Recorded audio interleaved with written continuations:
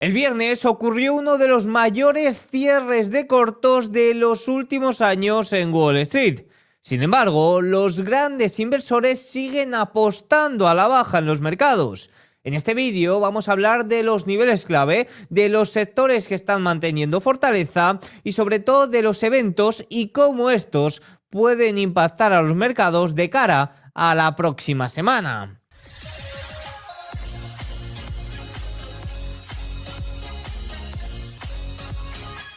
Muy buenas a todos y bienvenidos un día más al canal. Hoy es domingo 8 de febrero de 2026 y en este vídeo vamos a repasar un poco lo que ha sido la última y caótica semana en Wall Street.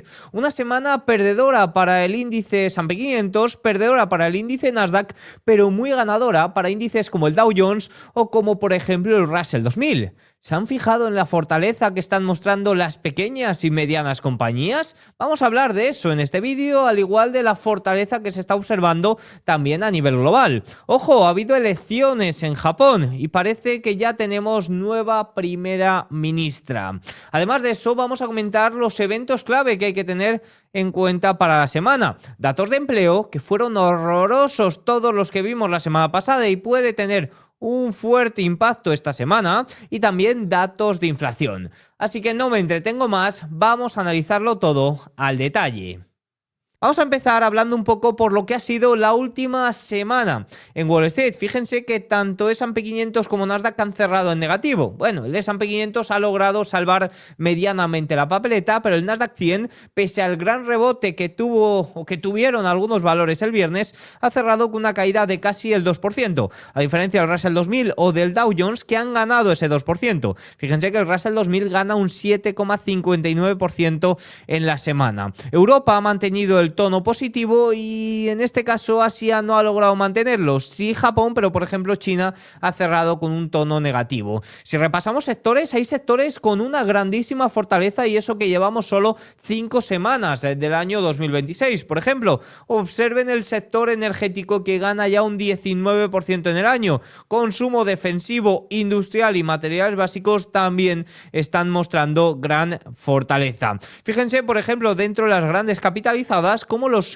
7 magníficos llevan un año 2026 prácticamente negativo, 4,32% en conjunto abajo, a diferencia de las micro, small y medianas compañías que suben en torno al 7-8%. Ojo, porque aquí estamos viendo ya una clara dinámica de mercado, que como suelo decir en los últimos vídeos, viene prolongándose ya desde finales de 2025, pero que parece que incluso se podría mantener. Fíjense también cómo hemos observado mucha fortaleza por el lado de, evidentemente, el petróleo West Texas, ¿no? Viendo ese movimiento del sector energético, y por otro lado los bonos, que están prácticamente planos. Aquí podemos observar un poco el TLT, bonos americanos a largo plazo, que están, pues eso, prácticamente planos en lo que va de año 2026. Bitcoin, Ethereum, una gran sangría, a diferencia, por ejemplo, del oro, que pese a que está teniendo mucha volatilidad, sí que sigue en positivo en el año 2026. Vamos a repasar ya un poco lo que ha sido la última semana. Muchos os preguntáis si lo que ocurrió el viernes fue un cierre de cortos. Bueno, os contesto rápidamente, sí,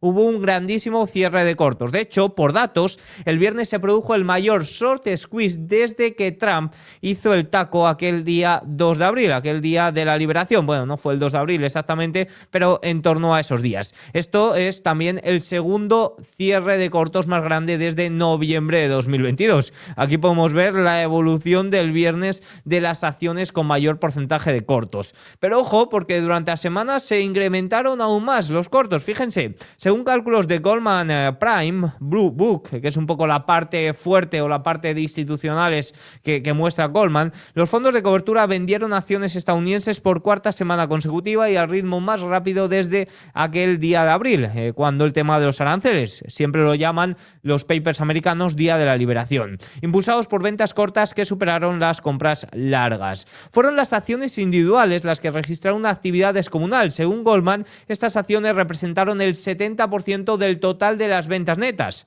impulsadas por ventas en corto que superaron a las compras en largo. De hecho, el departamento de corretaje principal de Goldman señala que la venta en corto nocional de esta semana en acciones individuales estadounidenses fue, atención, la mayor registrada desde 2016, más 3,2 sigma en 5 años. Ojo, porque se trata, como vemos aquí, la mayor cantidad o el mayor porcentaje en corto desde que toma registros Goldman. 8 de los 11 sectores fueron vendidos netos, liderados en términos de dólares por tecnología, la información, consumo discrecional, bienes básicos industriales y bienes raíces, mientras que, por ejemplo, la atención médica, servicios de comunicación y servicios públicos fueron compradores netos. Tecnologías de la información fue el sector con peor rendimiento y el que registró mayores ventas netas, la segunda mayor venta neta en dólares en los últimos 5 años, con una desviación estándar de 3,2 en un año, impulsada por las ventas en corto que superaron con creces las compras en largo. Software fue con diferencia el subsector con mayores ventas netas, representando el 75% de las ventas netas en dólares en tecnologías de la información, seguido de equipos de comunicaciones, hardware tecnológico, mientras que semiconductores y servicios de IT fueron los que registraron mayores compras netas. Como digo, esa rotación interna dentro del sector tecnológico se está observando claramente, ¿no? El sector software muy debilitado, sector, por ejemplo, telecomunicaciones o semiconductores, mostrando gran fortaleza. Y de momento lo que vimos el viernes fue que estos sectores ganadores seguían ganando más aún que el rebote que vimos en los perdedores, y eso que el rebote podría haberse visto muy influenciado por esta gran cantidad de cortos. La exposición neta agregada en software como porcentaje de valor total de Estados Unidos y la relación entre posiciones largas y cortas se sitúa actualmente en el 2,6 y 1,3% respectivamente, ambas en mínimos históricos. Vemos que prácticamente nadie quiere software en este momento y podemos observar que dentro del subsector software se encuentra todavía en territorio bastante sobrevendido. No me extrañaría nada que viéramos aquí un rebote de los fuertes, un rebote por cierre de cortos bastante fuerte en muchas de estas compañías tan deterioradas. Ahora, como digo, lo que vimos el viernes, al menos si tenemos un día solo de este rebote, pocas conclusiones podemos sacar. Evidentemente aquí no hay fortaleza, sería más bien un inicio del rebote, ¿no? Pero lo que vimos el viernes, vimos que, por ejemplo, semis, dentro del sector tecnológico, los subsectores semis subían un 5,34% y software un 3,5%, es decir, pese al rebote inducido, intuimos, por cierre de cortos, ha tenido un comportamiento peor que los ganadores, peor que el semiconductores o peor, por ejemplo, el sector telecomunicaciones, que fíjense la gran fortaleza que está mostrando. Ciberseguridad un poco lo mismo que el software, ¿no? También con un fuerte rebote, pero vemos que está mostrando una fortaleza menor, al menos en este primer día de rebote, que los ganadores. Como digo, un poco la frase que yo creo que define lo que vimos el viernes es que los ganadores siguen ganando y los perdedores de momento simplemente rebotan, y no me extrañaría nada que sigan rebotando dado el gran porcentaje de cortos que hay y la gran sobreventa que vemos en estos subsectores. Si volvemos un poco a los índices, el Dow Jones y las empresas de pequeña capitalización terminaron la semana considerablemente al alza. Fíjense la fortaleza del Dow Jones, que el viernes marcó un nuevo máximo histórico superando los $50.000, y que si volvemos un poco a repasar sectores, bueno, lo tengo por aquí, vemos que hay dos sectores que el viernes mostraron más fortaleza de la que venían mostrando recientemente. Eran sectores con mucho peso dentro de estos índices y que se estaban quedando un poco rezagados, pero que el viernes saltaron considerablemente. A diferencia de, por ejemplo, el sector tecnológico, que estaba mostrando grandísima debilidad y rebotó, estos subsectores, como es la salud y como es el sector financiero, estaban en una fase de ligera corrección o incluso consolidando, y el viernes vimos un gran salto. Ojo a la salud, que el viernes mostró gran fortaleza, acelerando después de que estaba apoyando prácticamente en medias, y también fíjense el sector financiero, que después de la corrección de inicios de 2026 por los resultados, también está empezando a mostrar fortaleza. Y dentro del sector financiero, ojo, porque estamos observando mucha fortaleza en la banca regional. Fíjense que marca máximos históricos y que está siendo uno de los grandes impulsores tanto de la pequeña como de la mediana compañía. Ojo, porque si hablamos propiamente de índices, yo tendría un ojo puesto, y le tengo puesto evidentemente, tanto el Russell 2000, pero especialmente S&P 600 y S&P 400, que están mostrando muchísima fortaleza. Fíjense, aquí tengo el S&P 400 de medianas compañías, fíjense cómo cotiza en máximos históricos y cómo está mostrando en las últimas semanas una fortaleza mayor, una resiliencia mayor a esa debilidad de las grandes tecnológicas, y también está liderando cuando vemos rebote en estas compañías. En cambio, fíjense el índice Nasdaq, que de momento está siendo el más rezagado. Parece que tiene potencial de que este rebote pueda continuar, sobre todo por la gran cantidad de cortos que tiene, pero de momento evidentemente no hay color comparado con esa fortaleza que están mostrando otros índices. Evidentemente, si hay algunas compañías a las que yo no daría la espalda, son las tecnológicas, que en cualquier momento pueden acelerar, ya saben, pero bueno, tras los resultados empresariales de las grandes parece que están un poco más contenidas, ¿no? Sobre todo vimos como el viernes, aunque Nvidia saltaba un 7% y fuera el gran impulsor del Nasdaq y también de los magníficos, veíamos como Google, Microsoft, Amazon cotizaban ampliamente en negativo.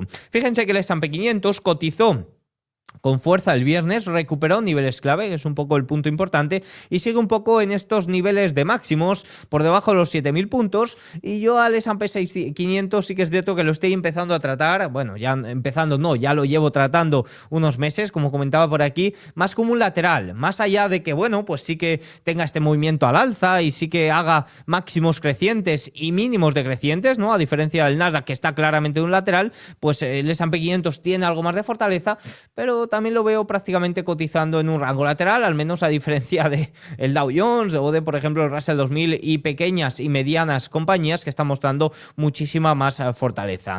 Si nos ponemos técnicos, el S&P 500 rebotó casi perfectamente su media móvil de 100 días y aceleró por encima de su media móvil de 50 sesiones, que se ha vuelto a situar por encima de ellas. Sin embargo, el Nasdaq pues se mantiene, como ven, por debajo de esta media móvil de 50 sesiones, que está prácticamente plana en las últimas sesiones. Las acciones tecnológicas y discrecionales fueron las que más perdieron la semana, mientras que los sectores materiales, energía e industriales lideraron las ganancias. Aquí pueden ver el ETF de los 7 magníficos. Si estas no tiran, tengan seguro que no vamos a ver un movimiento fuerte, al menos en los índices principales. Y fíjense que de momento, pese al rebote del viernes y que si bien parecía que tenía un gran volumen, estamos viendo más bien un movimiento débil, un movimiento de consolidación o lateral. Como digo, no las perdería de vista, creo que son las que pueden acelerar en cualquier momento, pero al menos en este momento se observa mayor fortaleza por el lado de otras compañías y otros sectores, como estamos viendo. Sin duda ha sido una semana para el valor. Vemos que la diferencia esa de Grow Value, ¿no?, que se suele hacer siempre, pues esta semana ha sido mucho más fuerte para el Value, mientras que el Grow prácticamente, pese al rebote del viernes, no hemos tenido magnífica fortaleza. Y si hablamos de magníficos, los 7 magníficos, las mayores compañías, las Nvidia, Apple, Microsoft, Amazon, Google, Tesla de turno, pues hemos observado bastante debilidad. Fíjense que salvo el viernes que tuvo ese rebote pues por Nvidia, hemos tenido una semana prácticamente negativa tras las presentaciones de resultados de Google y Amazon, aunque ya empezó débil tanto el martes como el miércoles, y luego el resto pues sí que están manteniendo un poco más el tipo. En este contexto pues también el S&P 500 equiponderado, fíjense, cotizando en máximos históricos, está destacando considerablemente más que al S&P 500 ponderado por capitalización, al que le están frenando estas grandes tecnológicas. Como digo, si analizamos el rebote del viernes un poco con visión de medio plazo, como estamos observando, vemos que no hay un cambio, vemos que la gran rotación que venimos observando desde aproximadamente el mes de octubre se mantiene. Los ganadores el viernes fueron aún más ganadores, y los perdedores simplemente rebotaron. Eso hizo que de forma generalizada viéramos verde en nuestras pantallas, pero vemos que los ganadores siguen ganando, ¿no? Y los perdedores mostraron fortaleza, pero incluso menos. Se ve claramente dentro de ese sector tecnológico. Dicho esto, vamos a repasar un poco los niveles clave de cara a la próxima semana. Cortesía, ya saben, del buen amigo JJ Montoya, que os dejo abajo en la descripción el enlace a su fantástica newsletter, donde todos los días pasa los niveles relevantes. El S&P 500 logró rebotar de forma ordenada desde la put wall de los 6.800. Ahí veíamos como el jueves se frenó, había algo de gamma positiva, sobre todo por opciones a vencimiento diario, por operadores mejores intradía el jueves y bueno, pues desde ahí vimos el rebote del viernes. De momento está actuando como un nivel o un soporte sólido y el S&P 500 recuperó los 6.925 puntos el viernes. La volatilidad también vimos que cayó con intensidad. El VIX cerró en 17,77 y el VVIX, que son las opciones sobre el VIX, cerró por encima de 100, pero bueno, también vimos una grandísima corrección. Las volatilidades a strike fijo también se comprimieron de forma significativa. Resulta especialmente destacable la compresión del VIX, que apenas unos días antes había alcanzado máximos en torno a 23 y cerró ahora cerca de 17. Cabe decir que los fondos de control de volatilidad, que trabajan sobre la volatilidad realizada a 1 y 3 meses, sí que llevaron algo de ventas durante la semana, pero bueno, la caída de volatilidad generalizada del viernes aporta un poquito de tranquilidad. No obstante, la estructura por el lado de la volatilidad nos indica que cualquier mínimo chispazo, esta semana tenemos algunos datos macro que son importantes, ahora lo comentaré más en detalle más adelante, cualquier mínimo chispazo puede hacer que salte la volatilidad, ya que hay un gran porcentaje de cortos y su estructura, su posicionamiento es que puede darse un movimiento fuerte al alza. Por tanto, el tema de la volatilidad no lo daría por tranquilizado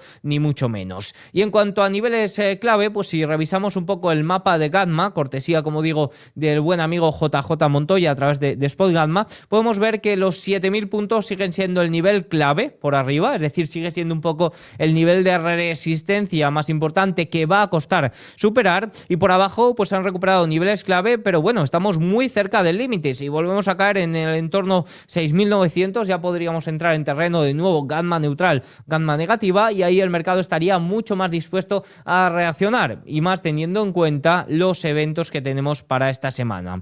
Un punto importante que siempre recuerda el buen amigo JJ es que el factor tiempo no juega a favor de los bajistas. Si el mercado no retoma las caídas en los próximos días, buena parte de las coberturas adquiridas durante la última semana podrían comenzar a cerrarse, generando combustible adicional para movimientos alcistas. Ya saben que el tiempo no es muy buen amigo de los osos, no es muy buen amigo de los bajistas, sobre todo cuando hablamos de este tema de los derivados. De ahí que los movimientos a la baja suelen ser más rápidos, más frenéticos, pero que también suelen terminar antes que los movimientos al alza. Dicho esto, antes de hacer algunos comentarios sobre la renta fija, divisas, Bitcoin, metales preciosos y los eventos de cara a la próxima semana, permítanme hacer un pequeño comentario sobre el patrocinador de los vídeos semanales, que es Bison Trade. Bison Trade es un broker español, es un broker de Miralta Bank, inscrito en el Banco de España con el número 0244, y es un broker que ofrece más de 30.000 productos. Ofrece operaciones con derivados, ofrece operaciones con acciones, ETFs, también permite acceso a bonos y a fondos, que es lo que quería decir, y lo hace todo de una forma muy sencilla, con una plataforma muy intuitiva y unas comisiones bastante ajustadas para los servicios que se ofrecen en España. Más allá de esto, también tiene una parte educativa, tiene una parte de blog de la cual soy colaborador y por la cual pues podéis obtener mucha información y muchos informes. Aquí, por ejemplo, tenéis el informe del viernes con todos los detalles. Así que nada, si os interesa, os dejo abajo en la descripción el enlace, lo echáis un ojo y ya valoráis si os interesa para llevar a cabo vuestras inversiones o no. Así que nada, continuamos hablando de la renta fija. Fíjense, los rendimientos de los bonos del Tesoro de Estados Unidos bajaron durante la semana y los propios bonos tuvieron un mejor comportamiento. Durante esta última semana hemos observado que los bonos sí que han actuado un poco como refugio, especialmente cuando la cosa se puso fea el viernes. Vimos cómo había probablemente demanda por búsqueda de seguridad, pero también vimos cómo el jueves, especialmente, los datos de empleo empeoraron considerablemente. Ya saben que si hay un empeoramiento brusco por el lado de los datos económicos, que de momento se estaban mostrando bastante robustos, ahí los bonos pueden tener un papel fundamental. En este entorno, lo que vimos el jueves no me atrevería a decir que fuera el inicio de una tendencia, un dato no hace tendencia, pero sí que es cierto que esta semana tendremos datos de empleo y datos de inflación. Si vemos que los datos de empleo del miércoles vuelven a ser feos, muestran deterioro y la inflación no da ningún susto al alza, ojo, porque los bonos podrían actuar una semana más como protección, ¿no? Podrían actuar con fortaleza. Evidentemente, los datos del jueves lo que provocaron fue un desplome de las probabilidades de bajadas de tipo. tipos. Acercaron las probabilidades de bajadas de tipos de este año 2026. Eso es un poco lo que observamos el jueves. El jueves las probabilidades de bajadas de tipos para el año 2026, fíjense que llegaron a situarse por encima de los 60 puntos básicos para todo el año. Se acercaron las probabilidades de bajadas de tipos. Vamos a ver, como digo, esta semana que tenemos datos más importantes que los de la semana pasada, pero los de la semana pasada sorprendieron tanto porque no era un poco lo esperado. Por el lado del dólar, observamos el jueves también bastante fortaleza, una fortaleza que fue contenida ligeramente el viernes, pero bueno, que está consolidando de nuevo en este rango lateral después de la debilidad que vimos a finales de enero. Hay mucho comentario un poco por el tema de Kevin Warsh, ¿no? Al final, la idea de Kevin Warsh como presidente de la Reserva Federal es tratar de reducir el balance. Se dice que eso podría fortalecer al dólar. Bueno, vamos a ver, de nuevo está alrededor de medias, vamos a ver, porque parece que sigue consolidando en este rango lateral y que no hace buena la ruptura que tuvo el día 27 de enero de esta base a la baja. Por el lado de los metales preciosos estamos observando movimientos caóticos, las volatilidades se siguen manteniendo en general bastante elevadas, aunque se han contenido evidentemente mucho después de esa liquidación del viernes, y yo seguiría esperando mucho movimiento por aquí, ¿no? Hasta que poco a poco se vaya tranquilizando. Los metales preciosos suelen tener un poco de consolidación, de aceptación, aunque de momento la tendencia alcista se mantiene y un poco la tesis que ha impulsado a los metales preciosos se mantiene, no ha cambiado para nada. Lo que sí que ha habido es una grandísima liquidación y bueno, pues quizás tiene que haber un poquito más de aceptación, un poquito más de poco a poco tranquilizarse la situación, parecido a lo que ocurrió en octubre. De momento estamos viendo movimientos muy locos. Por ejemplo, la plata el jueves volvió a caer otro 19%, el viernes volvió a tener un movimiento loco después de caer casi hasta los 65 dólares, una cosita así. Por tanto, yo esperaría algo más de tranquilidad y que poco a poco se vaya tranquilizando la situación por el lado de los metales preciosos, que todavía siguen siendo movimientos muy pero que muy locos.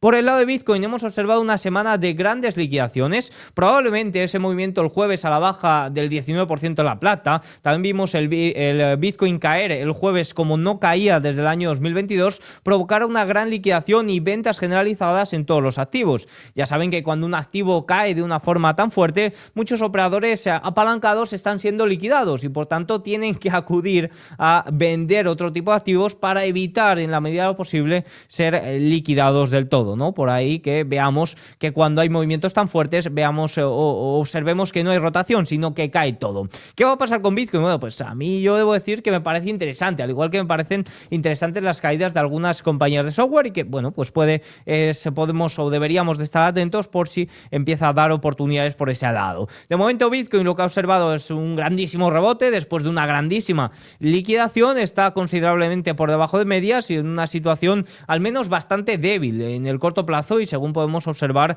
en cuanto a presión vendedora y demás. Veremos a ver si va recuperando niveles y veremos a ver si va recuperando fortaleza. La tesis detrás un poco de Bitcoin es esto, es un poco de debilidad, sobre todo porque esa liquidez parece que se va a volver algo más restrictiva. Eso también debería de fortalecer el dólar, eso también debería de debilitar a los activos de riesgo, incluso puede ser una ralentización para el alza de los metales preciosos. Oye, vamos a ver cómo evoluciona, ¿no? Esta tesis está un poco fundamentada en Scott Bessent, en Kevin Warsh como presidente de la Reserva Federal. Ya hablaremos un poco más en detalle si estas ideas se terminan llevando a cabo o no. Y por el lado del petróleo, pues hemos visto también una semana de muchos titulares en torno a las tensiones alrededor de Irán, lo que hace que el precio del petróleo siga consolidando por encima de los 60 dólares el barril. Fíjense que si hablamos un poco de Europa, hablamos de fortaleza. Sí que es cierto que índices como por ejemplo el europeo, el IBEX 35, el español, se han visto algo deteriorados por los resultados empresariales de la banca durante la semana, pero en general los índices europeos siguen manteniendo bastante fortaleza. Fíjense como por ejemplo el DAX alemán, que estaba consolidando y que había vuelto amenazado con volver a este rango lateral, pues bueno, parece que está consolidando y amenazando con salir, al menos está amenazando en la parte alta del rango lateral, a diferencia del Stoxx 600 que sigue manteniendo fortaleza, o el CAC 40 francés que quiere salir también de este rango lateral. El IBEX 35 apoyó en media exponencial de 10 y 20 sesiones, vamos a ver si hace bueno de nuevo este apoyo. Como digo, la semana no ha sido perfecta para el IBEX 35, afectado un poco por los resultados empresariales de la banca, pero de momento sigue sigue mostrando grandísima fortaleza. Si revisamos un poco por el lado asiático, la primera ministra Takaichi parece que va a ganar las elecciones.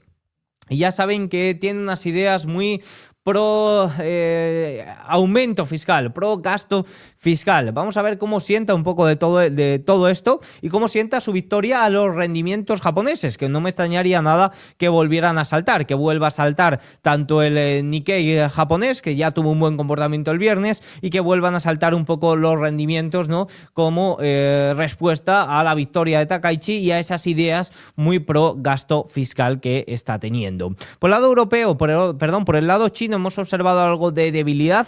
Esta semana tendremos datos de inflación, estaremos pendientes por ahí. De momento observamos que, bueno, amenazó con romper este rango lateral y ha vuelto de nuevo. Estamos viendo movimientos muy erráticos prácticamente en todos los índices globales este inicio de 2026. Y ya por último, para la semana tendremos datos de inflación en China el miércoles, el Producto Interior Bruto anual del año 2025 para el jueves en Reino Unido, y en Estados Unidos el martes conoceremos ventas minoristas, el miércoles nóminas y no agrícolas y tasa de desempleo, paro semanal para el jueves, ventas de vivienda de segunda mano para el jueves y datos de inflación para el viernes. Como ven, datos macro muy importantes miércoles y viernes, sobre todo después de la debilidad que hemos visto en los datos secundarios de empleo esta última semana. Ojito por el lado de los bonos por ahí y por cómo puede afectar a esas compañías más de riesgo que están teniendo un gran cierre de cortos, y vamos a ver si puede tener continuación. Para la semana tenemos muchos resultados empresariales, además de compañías un poco alineadas, ¿no? con esto que comentaba de activos de riesgo, ¿no? Por ejemplo, Spotify, Robinhood también presenta esta semana, Shopify, también vemos a Blovin, Coinbase, mítica Pinterest también presenta, Rivian, Arista, DraftKings. Vemos muchas compañías que podríamos decir que están un poco en segunda línea. También Ferrari presenta el martes. Así que nada, tienen todos los datos. Como ven, el mercado está más movido prácticamente que nunca. Ha sido un inicio de 2026 muy movido, muy aleatorio, como ven por todos lados, movimientos muy erráticos, pero que de momento los ganadores siguen ganando y los perdedores simplemente rebotan. Vamos a ver si hacen algo más que este simple rebote. Tienen todos los datos. Espero que os haya gustado el vídeo. Si es así, hacednos algún like, un comentario y nos vemos mañana. Chao.